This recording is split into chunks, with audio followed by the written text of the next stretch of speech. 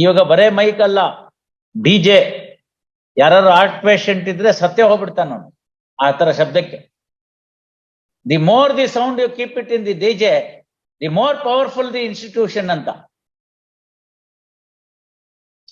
ನಮ್ಮ ಗಣೇಶೋತ್ಸವದಲ್ಲಿ ನಾವು ಇಷ್ಟ ಹಾಕಿದ್ವಿ, ಆ ಪಕ್ಕದ ಬೀದಿನವ್ರು ಇಷ್ಟ ಹಾಕಿದ್ರು, ಅದಕ್ಕೆ ಅವ್ರದ್ದು ಗ್ರೇಟ್, ನಮ್ದು ಕಡಿಮೆ. Belonging to some other religion.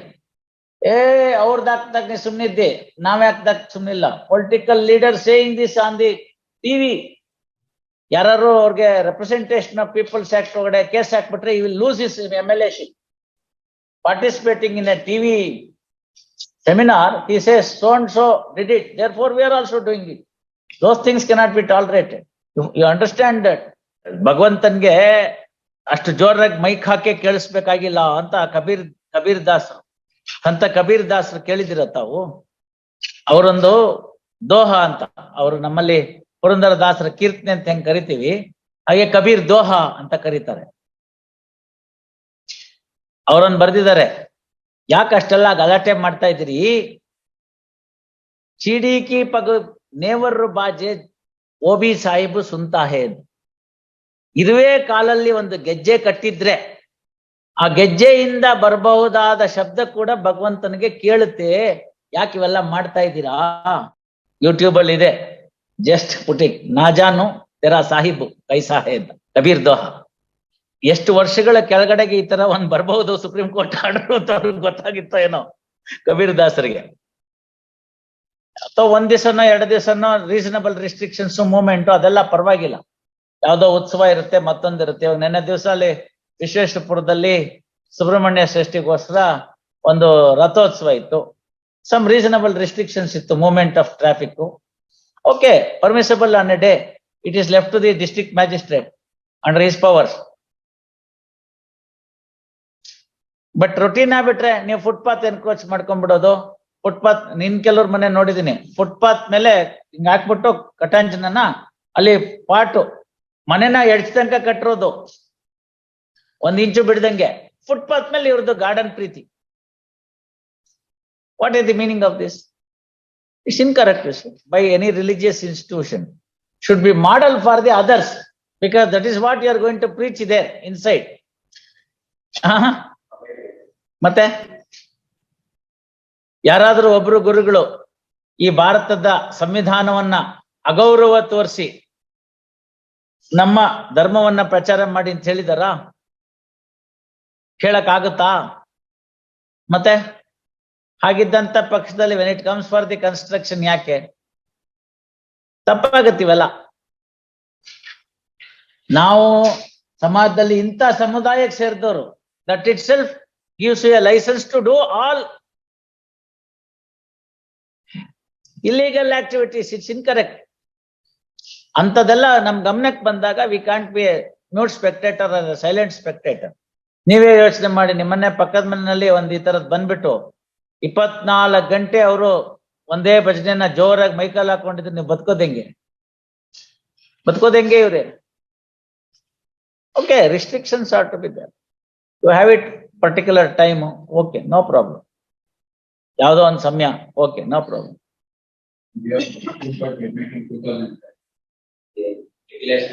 No ಅದ್ರ ಪ್ರಕಾರ ನೀವು DC-ಗೆ ಮೊದಲು ಅಪ್ಲಿಕೇಶನ್ ಕೊಡ್ಬೇಕು. ಅವರು ಯಾವ್ಯಾವ್ದಕ್ಕೆ ಕೊಡ್ಬಹುದು ಅಂತ ಅವರ ಡಿಸ್ಕ್ರಿಪ್ಷನ್ ಕೊಡ್ಬೋದು. ಅಲ್ಲೇ ಮೋಸಗಳಾಗೋಗ್ಬಿಡುತ್ತೆ, ಏನು ಮಾಡಕ್ ಬರೋದಿಲ್ಲ. ಅಂತದೇನ್ ಮಾಡಕ್ ಬರೋದಿಲ್ಲ ಅವಾಗ.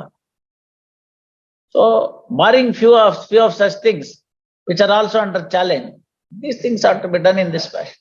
You'll have to follow. There is no other go. Madi, the best sound is the silence.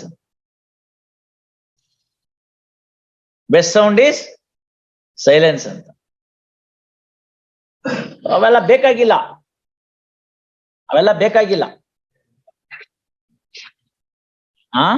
ಎಲ್ಲ ಕಡೆ ಇದೆ ಅದು. ಅಲ್ಲಿ ಲೋಟಸ್ ಮಹಲ್ಗೆ ಹೋದ್ರು ಕೂಡ ಅಷ್ಟೇ, it's a silent area. You can not talk to each other.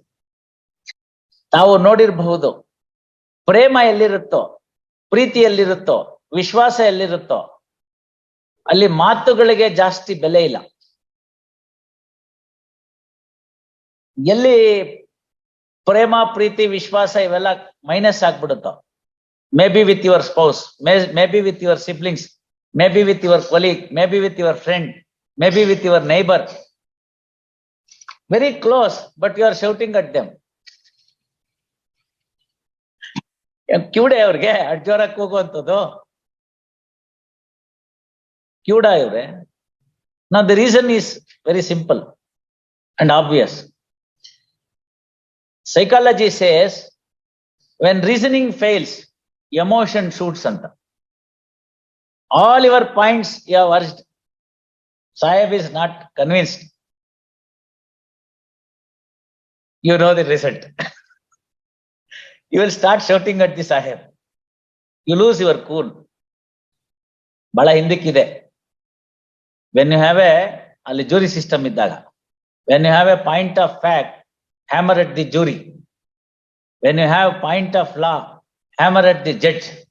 When you have none, hammer the table well anta.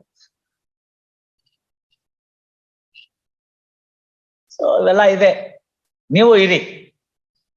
ಈ ದೇಶದ ಪರಂಪರೆ ಒಳಗಡೆಗೆ ಸರ್ವಧರ್ಮವನ್ನ ಸಮಾನವಾಗಿ ಪರಿಗಣಿಸ್ತಕ್ಕಂಥ ಹೋಗ್ಕೊಂಡೋಗಂಥದ್ದು, ಸಮನ್ವತೆಯನ್ನ ಸಾಧಿಸ್ಕೊಳ್ಳೋದು, ಎಲ್ಲರನ್ನು ಗೌರವಿಸ್ತಕ್ಕಂಥದ್ದು ಎಲ್ಲ ಅನೂಚಾನವಾಗಿ ಬಂದಿದೆ.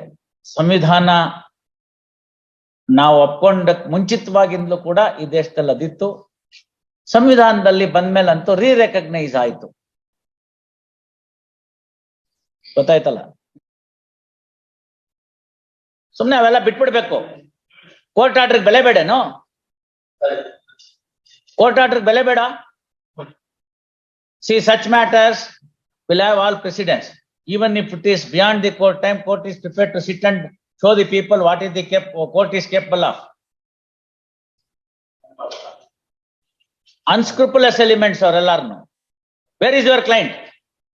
Where is your client? He has given power now. Where is your client? Let him appear by 2:30. We will ask him to appear before the registrar judicial, have an inquiry conducted in the afternoon itself. And have the report by 4:30 and take necessary action.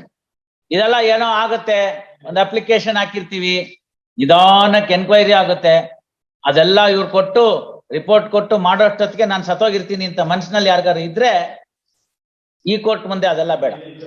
ಗೊತ್ತಾಯ್ತಲ್ಲ? They should be very careful. Rightly or wrongly, there is an order passed. If you have got anything to say about that order, the only remedy is to take it to the next level. Instead of that, if you start violating the court orders, people should know, no?